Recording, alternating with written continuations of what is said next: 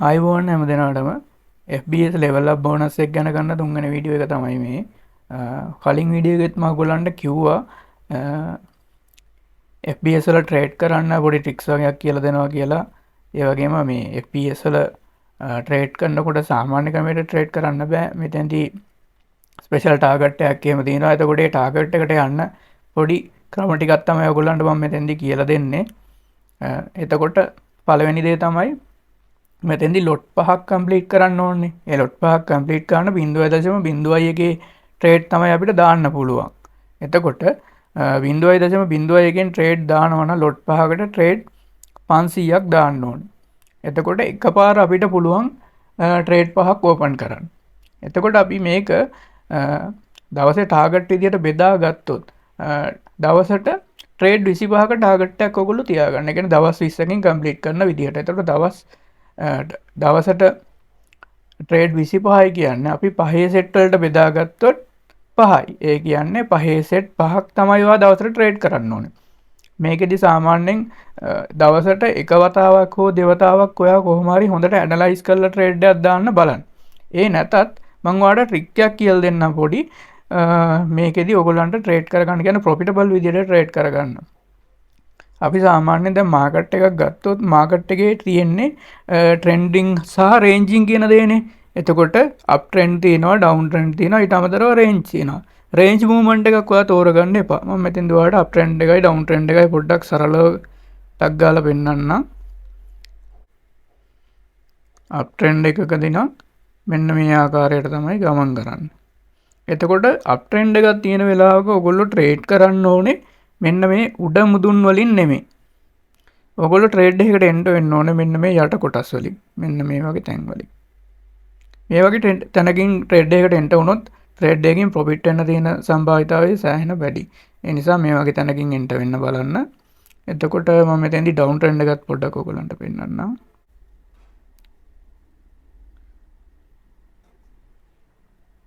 Down trend එකක් නම් මේ ආකාරයට. එතකොට ඩවුන් ට්‍රෙන්ඩ් එකකදී ඔයගොල්ලෝ ට්‍රේඩ් ගන්නේ මෙන්න මේ වගේ තැන් වලින් නෙමෙයි. ට්‍රේඩ් ගන්න මෙන්න මේ උඩ මුදුන් වලින් තමයි ඔයගොල්ලෝ ට්‍රේඩ් ගන්න ඕනේ. එතකොට අර විදියට තමයි මේ වගේ තැන් වලින් ට්‍රේඩ් ගත්තොත් ප්‍රොෆිට් වෙන්න තියෙන සම්භාවිතාවය සෑහෙන්න වැඩි. හරි. එතකොට අපි ට්‍රේඩ් කිහිපයක් දාලා ඉවරලා ඊළඟට බලමු මේක අපි chart එක මැච් කරගන්න කොහොමද කියලා ඉවරලා.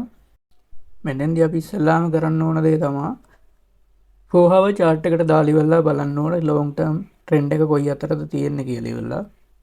මම තව chart එකට මේක මාරු කරනවා.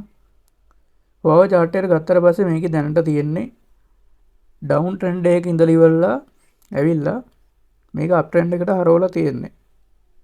දැන් අපි බැලුවොත් මේ කොටස මේ ටික down trend එකක තිබිලා මෙතෙන්දී නැවතත් up trend එකකට හරවලා තියෙන්නේ මේක. එතකොට අපි මෙතෙන්දී කරන්න ඕන දෙයක් තමයි මේන් ට්‍රෙන්ඩ් එකට විරුද්ධව අපි ට්‍රේඩ් දාන්නේ නැහැ. අපි මේන් ට්‍රෙන්ඩ් එක දිශාවට තමයි ට්‍රේඩ් දාන්නේ. එහෙම වුණොත් අපේ ට්‍රේඩ් ප්‍රොෆිට් වෙන්න තියෙන සම්භාවිතාවය වැඩි. එතකොට දැන් මෙතෙන්දී අප් ට්‍රෙන්ඩ් එකට හරවලා යන තියෙන්නේ. සාමාන්‍ය මේ වෙලාව වගේ වෙලාව මගහැරලා ඔයගොල්ලන්ට තවදුරටත් මේක අප් ට්‍රෙන්ඩ් එකට කන්ෆර්ම් වුණාම දාන එක හොඳයි. දැන් මම මේ වීඩියෝ එක රෙකෝඩ් කරන වෙලාවේදී ඔයගොල්ලන්ට ඊට වඩා වෙනසක් පෙන්වන්න අමාරු නිසා මම මෙතෙන්දී තෝරගත්නවා මේකේ chart එකේ තියෙන හැටියට පෙන්වන්න පුළුවන් දේ මොකක්ද කියන එක. ඊළඟට මම මේක 5 minute වලට දානවා. ඒ කියන්නේ අපි 5 minute වලින් තමයි entry ගන්නෙ. ඒ නිසා 5 minute වලට දානවා. මම මෙතෙන්දී gold chart එක තමයි මේ open කරලා තියෙන්නේ. එතකොට gold chart එකේදී මම ඔයාලට පෙන්වන්නම් අපිට trade ගන්න තිබුණා නම් අර මම කියපු concept එකත් එක්ක තැන් තුනක් පෙන්වන්නම්. මේ තියෙන්නේ එක තැනක්. මේ මුදුනේදී ගත්තා නම් ඔයාලට මෙතන profit ගන්න තිබුණා. ඒ වගේම මෙතෙන්දී ආයේ මෙතෙන්දී ඔන්න ඔය කියන තැන් වලදී ප්‍රොෆිට් ගන්න තිබුණා ඔයා ට්‍රේඩ් ගත්තා නම්. එතකොට ඩවුන් ට්‍රෙන්ඩ් එකක නම් උඩ මුදුන් වලදී තමයි ඔයා ට්‍රේඩ් වලට එන්න ඕනේ. ඒ කියන්නේ මේකට කියන concept එක විදියට ගත්තොත් lower high වලදී තමයි ඔයා ඩවුන් ට්‍රෙන්ඩ් එකකදී ට්‍රේඩ් වලට එන්න වෙන්න ඕනේ. එතකොට අප් ට්‍රෙන්ඩ් එකකද නම් higher low වලින් තමයි ඔයා ට්‍රේඩ් වලට එන්න වෙන්න ඕනේ. එතකොට අපි දැන් ට්‍රේඩ් එකක් දාලා බලමු. දැන් මේ තියෙන තැනත් එක්ක නම් සාමාන්‍යයෙන් අපිට ට්‍රෙන්ඩ් එකක් හරියට ඩිරෙක්ෂන් එකක් පේන්නේ නැහැ. ඔයගොල්ලන්ට අදහසක් ගන්න මම පාවිච්චි කරන එක concept එකක් පෙන්වන්න ඔයගොල්ලන්ට මම ට්‍රේඩ් ටිකක් දාලා පෙන්වන්නම් මෙතෙන්දී. එතකොට මේ ගෝල් චාට් එකේ මම ඉන්නේ දැන්ට මං අප්සයිඩ් එකට ට්‍රේඩ් 5ක් ගන්නම්.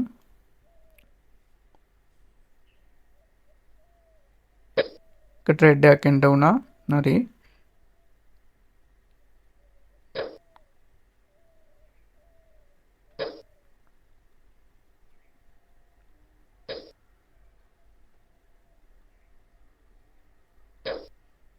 හරි. මම දැන් ට්‍රේඩ් 5ක් අරගෙන තියෙන්නේ.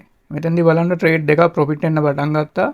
එතකොට මෙතැදි තව තියෙන දෙයක් තමයි ඩොලර් එකක් හෝ ඊට වැඩියෙන් ප්‍රොෆිට් වෙන්න ඕනනේ අපිට මෙතෙන්දී ලොට් වලට ගණන් ගන්න.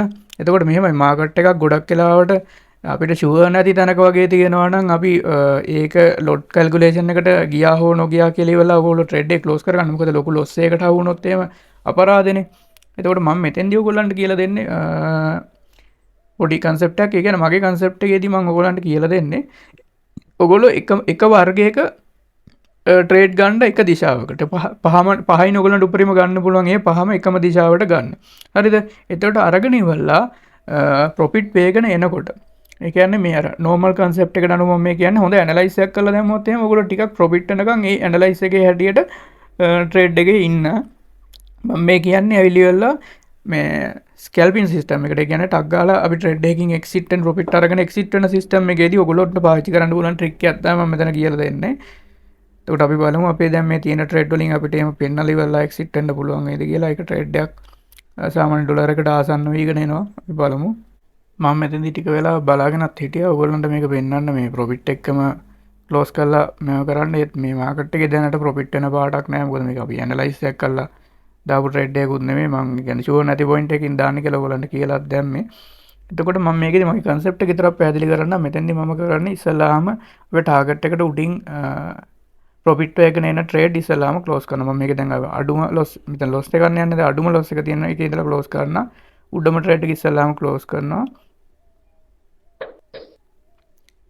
සෙට් එකම එකපාරට ප්‍රොෆිට් එක එනවා නම් සෙට් එකම ක්ලෝස් කරලා කවන්න. ඒ අතරට තව මාකට් එකකින් තව ට්‍රේඩ් දාලි වෙලා මේක බැලන්ස් කරන්න. තව මාකට් එකක් ඔයගොල්ලෝ තෝරගන්න. දැන් මම යුරෝ USD ගන්නවා. ඒක සෙල් සයිඩ් එකට හැල්ලා තියෙන්නේ. මම යුරෝ USD ගේ සෙල් එකක් දැන් මේ වෙලාවේ දානවා.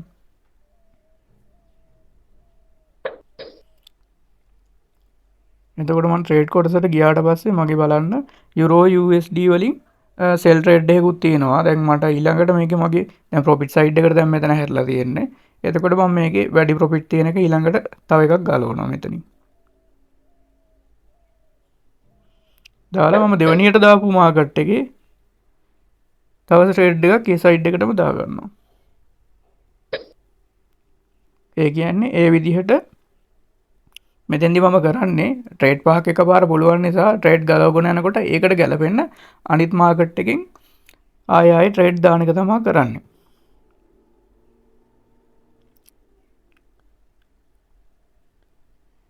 කොට මම මේකේ ඉතුරු ටිකත් ක්ලෝස් කරනවා.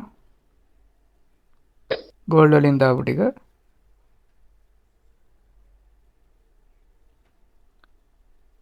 ක්ලෝස් කරලා ඉවරලා ඒකට හරියන්න මම දෙවනියට දාපු මාකට් එක යුරෝ USD වලින් දැන් තව ට්‍රේඩ් තුනක් මට දාන්න ඉතුරු තියෙනවා. ඒ තුනත් මෙහෙම මම දානවා.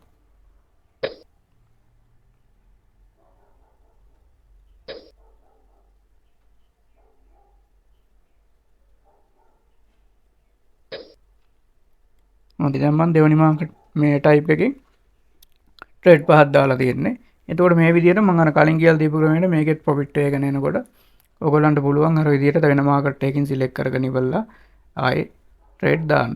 මෙතෙන්දි පොඩි දෙයක් තියෙනවා මේ එක මාකට් එක එක සයිඩ් එකකට සාමාන්‍යයෙන් අපිට මේ ට්‍රේඩ් එකක් දාලා ඉවරලා ආයේ පැයක් විතර යනකම් දාන්න බෑ ඒ සයිඩ් එකට.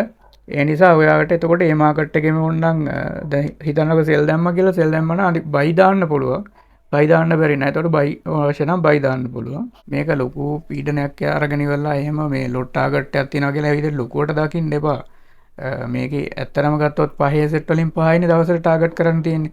ඔයාලට හොඳ ඔපචුනිටි තියෙනවා නම් දවසට ඊට වඩා ගන්න. එතකොට ඔපචුනිටි අඩු දවසකට තව ප්‍රමාණය ලොට් ප්‍රමාණය අඩු කරන්න පුළුවන් ඔයාලට අවශ්‍ය නම්. ඒ නිසා එහෙම කරන්න පුළුවන් ඔයගලන්ට. අනිත් එක දැන් ලොස් එකේ යනකොට පුළුවන් තරම් ලොකු ලොස් වලට යන්න එපා. ලොකු ලොස් අල්ලන් ඉන්න එපා. සාමාන්‍ය ටිකක් කියලා යන ට්‍රේඩ් එක ගන්න බලන් ඉඳලා ඒ ගමන් ක්ලෝස් කරන්න නැති ට්‍රේඩ් එක ගන්න ඔයාලට පුළුවන් ස්ටොප් ලොස් එකක් දාගන්න. කොහොම කරත් පුළුවන් තරම් try කරන්න දවසට ටිකක් වැඩිපුර ප්‍රමාණයක් ප්‍රොෆිට් කරන්න පුළුවන් ට්‍රේඩ් එකක් දාගන්න. බුලම දවස් ටිකේ ප්‍රොෆිට් බැලන්ස් අප් කරගන්න try කරන්න. එතකොට ඔයගොල්ලන්ට කන්ෆිඩන්ස් එකක් තියෙනවා. කොහොමවත් ඔයාගේ බැලන්ස් එක ටිකක් වැඩි. එතකොට මුලදිම ලොස් වෙන්න ගත්තොත් ඔයාලට මුලදිම මේක එපා වෙන්නත් පුළුවන්. ඒ නිසා පුළුවන් තරම් ඒ ගැන අවධානයෙන් කරන්න. ලොස් එක ගොඩක් වෙලා අල්ලන් ඉන්න එපා. ඒක තමයි මට විශේෂයෙන්ම ඔයගොල්ලන්ට කියන්න තියෙන්නේ. නිවස් ටයිම් වල එහෙම ට්‍රේඩ් කරන්න යන්න එපා. නිවස් ටයිම් වල ට්‍රේඩ් කරන්න අමාරුයි. මොකද මේකේ ලොකු මූව්මන්ට් එකකට අහු වුණොත් එහෙම ඔයගොල්ලන්ගේ account balance එක වුණත් නිවස් මූව්මන්ට් එකේදී නැති වෙලා යන්න පුළුවන්. ඒ ගැනත් අවධානයෙන් ඉන්න. හරි මේ මම කියලා දීපු concept එක ඔයගොල්ලෝ පොඩ්ඩක් පාවිච්චි කරලා බලන්න මෙතෙන්ට මේක apply කරලා ඉවරලා කොහොමද කියලා ඉවරලා මේ ගැන මොනවා හරි ඔයගොල්ලන්ගේ තියෙන අදහස් කමෙන්ට් වල දාන්න.